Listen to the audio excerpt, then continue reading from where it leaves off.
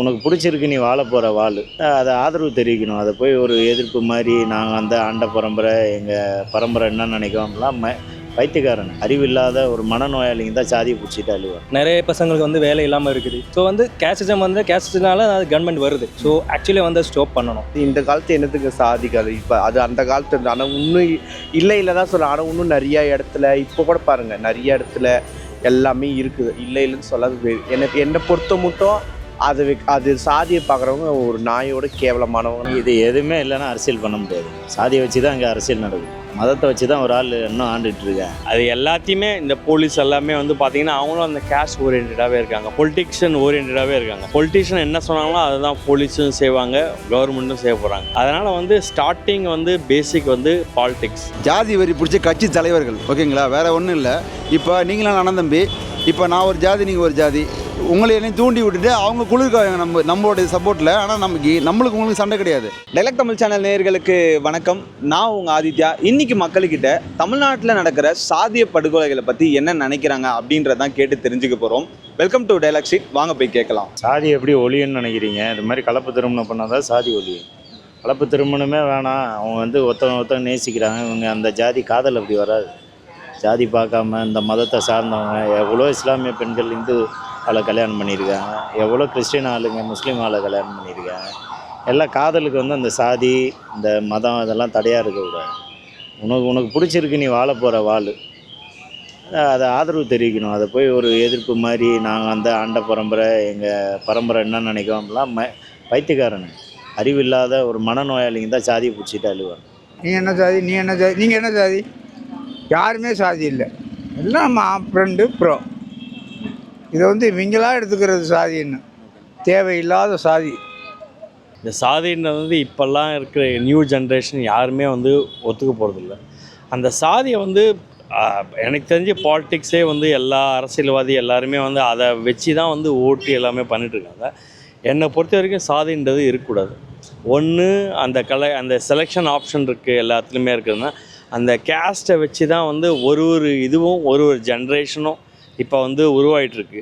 அதை வந்து எப்படின்னா ஒரு மாதிரி உள்தாக்கம் மாதிரி வந்திருக்கு. எல்லாருக்குமே வந்து அந்த ஏன் ஜாதி இந்த ஜாதி அந்த ஜாதி கீழ் ஜாதி மேல் ஜாதின்னு சொல்லிட்டு பெருமையாக பேசுகிறாங்க. அது எல்லாருமே ஈக்குவல் தான், எல்லா மக்களும் ஒரே மக்கள் தான்.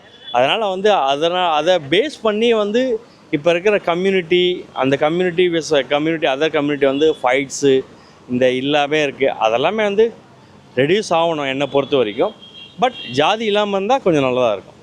காதலர்கள் அவங்க வந்து ஒருத்தர் மனம் விரும்பி கல்யாணம் பண்ணிக்கிறாங்க. அது மாற்று சமுதாயமாக இருந்தால் என்ன, அது தப்பு. ஆணவ கொலைகள் வந்து பண்ணக்கூடாது, சரியான முறையும் இல்லை.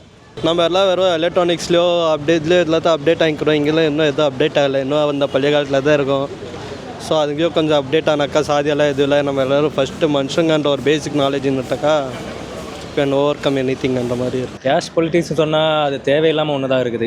மீன்ஸ் இப்போ வந்து எல்லோரும் லெவலில் தான் இருக்கணும். இப்போ பார்த்தாலும் நம்ம கவர்மெண்ட் ஜாப் கிடைக்கனாலும் நம்ம மாதிரி ஜெனரல் ஆள் கிடைக்கிறது ரொம்ப கஷ்டம். ஸோ அதுலேயும் வந்து கேஸ்டிசம் வந்துட்டு இருக்குது.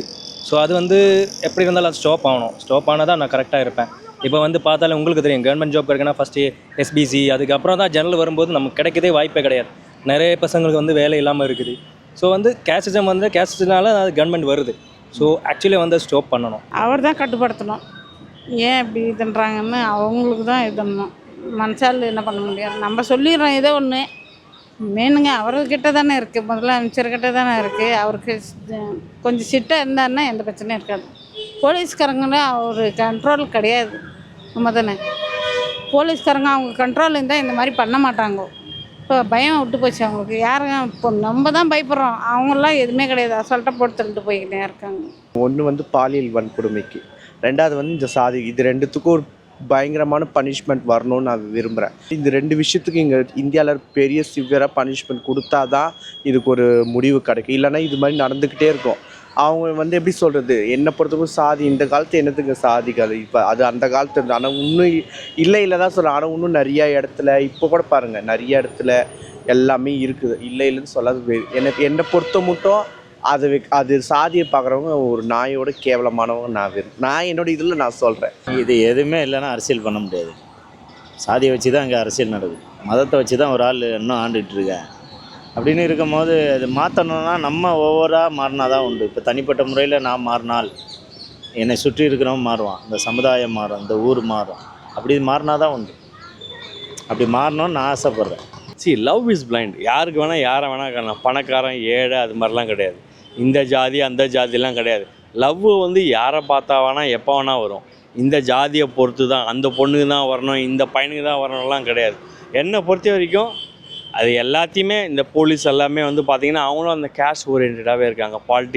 பொலிட்டிக்ஷன் ஓரியன்டாகவே இருக்காங்க. பொலிட்டிஷியன் என்ன சொன்னாங்களோ அதை தான் போலீஸும் செய்வாங்க, கவர்மெண்ட்டும் செய்ய போகிறாங்க. அதனால் வந்து ஸ்டார்டிங் வந்து பேசிக் வந்து பாலிட்டிக்ஸ். அந்த அரசியல் ரீதியாக எல்லா மக்களும் அதுலேருந்து வந்தால் கொஞ்சம் கொஞ்சமாக திருந்தணும். பட் மக்களும் வந்து திருந்தணும். இப்போ வந்து பார்த்திங்கன்னா அந்த மக்களும் வந்து திருந்தி அதுக்கேற்ற மாதிரி இருக்கிற ஆளுங்களை பார்த்து ஓட்டு போடணும். என்னை பொறுத்தவரை இந்த விஜய், மு.க. ஸ்டாலின் எல்லாருமே கிடையாது. யாருக்கு நம்ம ஃபேவரிசம் அது மாதிரி இல்லாமல் ஜென்ரலாக பப்ளிக்காக பார்க்குறோமோ அப்போ தான் வந்து தமிழ்நாடும் திருந்தும், சென்னையும் திருந்தும். இன்றைக்கி பார்த்தீங்கன்னா காவல்துறையில் அந்த தொழிலுக்கு வராங்க. இப்போ வந்து அரசியல் இயக்கம் போராட்டம் நடந்தாக்கா அவங்க சார்ந்த இயக்கங்களும் போராட்டங்களும் அந்த ஜாதி ரீதியான போராட்டம் நடக்குதுனாக்கா அப்படியே பேக்கப் ஆவாங்க. அவன் வந்து லட்டி சாதி அப்படி சொன்னாக்கா அவன் பண்ண மாட்டான், வேறு யாருன்னாக்கா பண்ணுவான். இப்படிலாம் இருக்குது போக்கு. ஆணவ கொலைகள் நடக்காத வரணும். அது யார் தூண்டுறாங்க?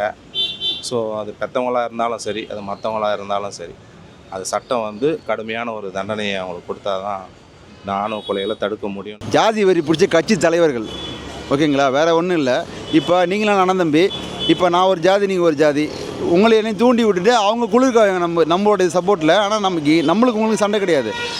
உங்களை வந்து உசுப்பேற்றிடுவாங்க, என்னை வந்து உசுப்பேற்றிட்டு. ஆனால் வந்து இப்போ எப்படின்னா நம்ம ரெண்டு பேரும் பாதிக்கப்பட்டுருவோம். ஆனால் அவங்க வந்து ஜாலியாக தான் இருப்பாங்க, அவங்க அண்ணன் தம்பி தான் இருப்பாங்க. என்ன சொல்கிறது ப்ரோ, எனக்கு இதுதான் கவர்மெண்ட் தான் ப்ரோ காரணம். எல்லாரும் செத்தா என்னங்க, எல்லாம் சுடுகாடு போனால் ஒரு டம்ளர் சாம்பல் தாங்க, இது தாங்க கிடைக்கும். இதில் என்னங்க நான் இப்படி நீ அந்த ஜாதி, நான் இந்த ஜாதி, நீ கேளை எனக்கு கீழே நான் மேலே, இன்னும் செத்தா எல்லோரும் ஏன் இப்போ சுடுகாட்டில் படுக்கிறீங்களே நான் மேல் ஜாதி, நான் மேலே இது போய் என்னை வேறு இடத்துல சொல்கிறாங்க. அதெல்லாம் இல்லை, மேல் ஜாதிக்கு அது எங்கே போலாம் மின்னுக்கு ஒரு டம்ளர் சாம்பல் தான் மிச்சம். இதுதான் உண்மை. இது புரிஞ்சிக்காதவங்க ஜாதி சொல்லி என்ன தான் கடிக்க போடுங்க. இல்லை சார் இப்படி மேல் ஜாதிக்காரன் நான் இன்னும் 100 வருஷம் நான் வாழ்வேன், கீழ் ஜாதி செத்துருவோம்.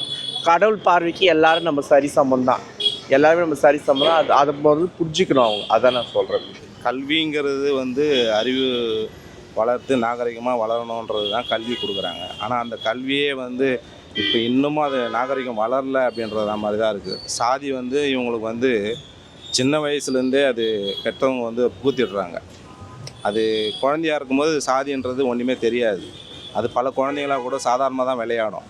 ஆனால் நாளடைவில் நீ ஏன் அந்த பசங்களோட போய் சேர்வேன், அவங்க இந்த ஜாதி அந்த ஜாதின்னு சொல்லிட்டு இப்படியெல்லாம் வந்து குழந்தைங்களுக்கு வந்து சின்ன வயசுலேயே அதை போட்டுடுறாங்க. அதுக்கப்புறம் அது வாலிப வயசில் அது வந்து அவங்க வந்து அதையே அதை ஃபாலோ பண்ண ஆரம்பிக்கிறாங்க. அது முதல்ல வந்து இந்த பெற்றவங்க தான் வந்து அது புரிஞ்சுக்கணும், சாதின்றது இல்லை அப்படிங்கிறத.